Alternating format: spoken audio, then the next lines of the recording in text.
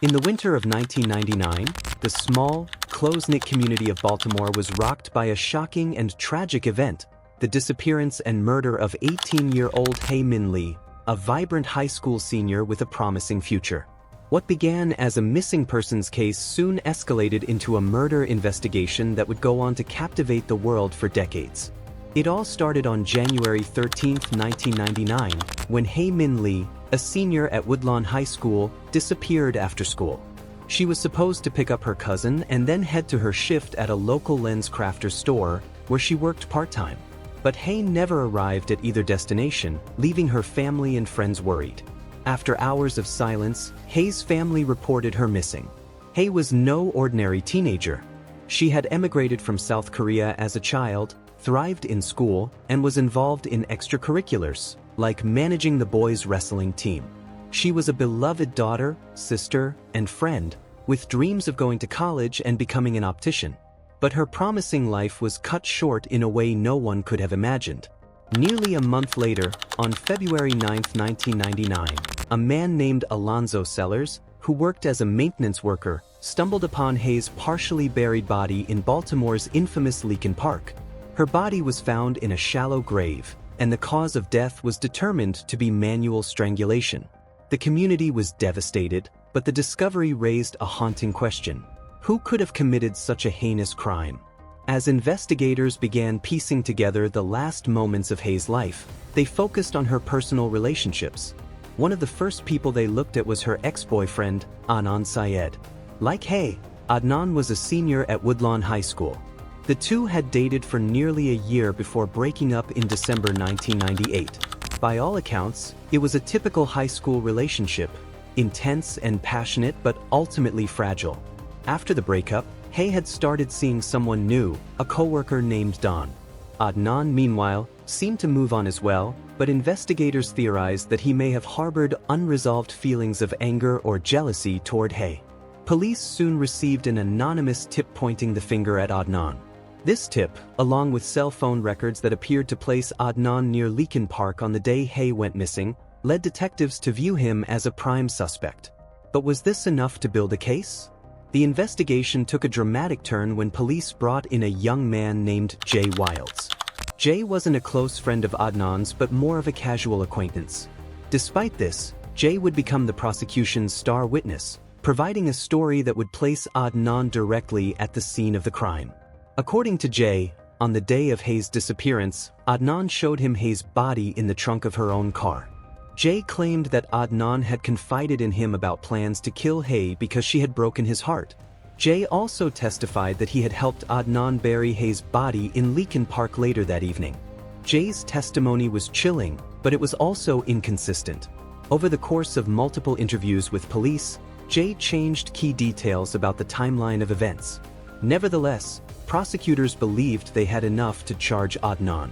They relied on Jay's testimony, coupled with cell tower data that allegedly placed Adnan near the burial site, as the foundation of their case. In February 1999, Adnan Syed was arrested and charged with Hae Min Lee's murder. Although Adnan wasn't a typical murder suspect, he was a well-liked senior at Woodlawn High School, a track athlete, a popular student, and deeply involved in his mosque. To his friends, Adnan was a charming and responsible young man, someone who wouldn't harm anyone. The arrest was shocking. His friends and family couldn't believe that he could be capable of such violence. As Adnan's trial approached, his defense team, led by Cristina Gutierrez, argued that there was no physical evidence linking him to the crime.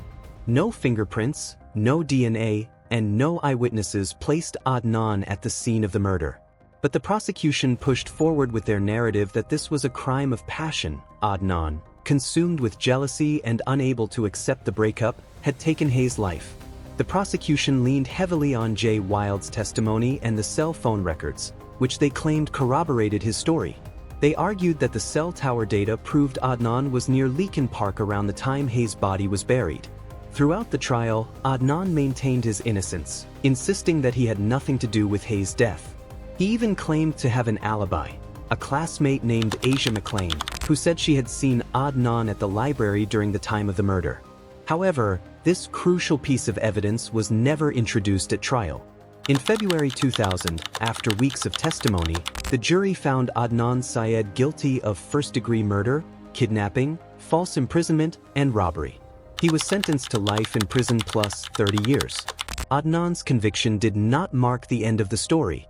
For years, he maintained his innocence, and many in the public began to question the fairness of the trial, especially after the Serial podcast brought the case back into the spotlight in 2014. Serial, hosted by journalist Sarah Koenig, became a worldwide phenomenon, with millions of listeners tuning in to hear about the inconsistencies and potential flaws in the case. The podcast raised serious questions about Jay Wilde's credibility, the reliability of the cell tower evidence, and whether Adnan had received adequate legal representation. Asia McClain, the potential alibi witness, also resurfaced during this time, claiming that she had been discouraged from testifying during the original trial. Her account added yet another layer of doubt to the case against Adnan. As a result of Serial and mounting public pressure, Adnan's legal team filed multiple appeals. In 2016, a Maryland court granted him a post-conviction hearing, where new evidence was presented, including issues with the cell phone data that had been used to convict him. In 2018, Adnan's conviction was vacated and he was granted a new trial. But this victory was short-lived. In 2019, the Maryland Court of Appeals reversed the decision, reinstating Adnan's conviction.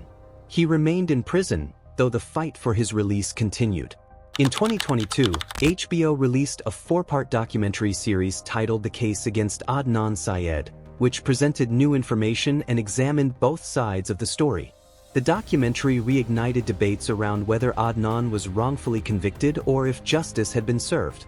Then, in September 2022, a shocking development occurred. A Baltimore judge vacated Adnan Syed's conviction once again, citing newly discovered evidence and serious questions about the reliability of the original investigation. After more than 2 decades behind bars, Adnan Syed was released from prison while awaiting a potential retrial. However, prosecutors later dropped all charges, leading to Adnan's official exoneration in October 2022. This turn of events sent shockwaves through the true crime community. Was Adnan truly innocent all along? Did the legal system fail both him and Hae's family? While Adnan is now free, many questions remain unanswered. The case, once considered closed, is now open-ended, leaving room for speculation and doubt.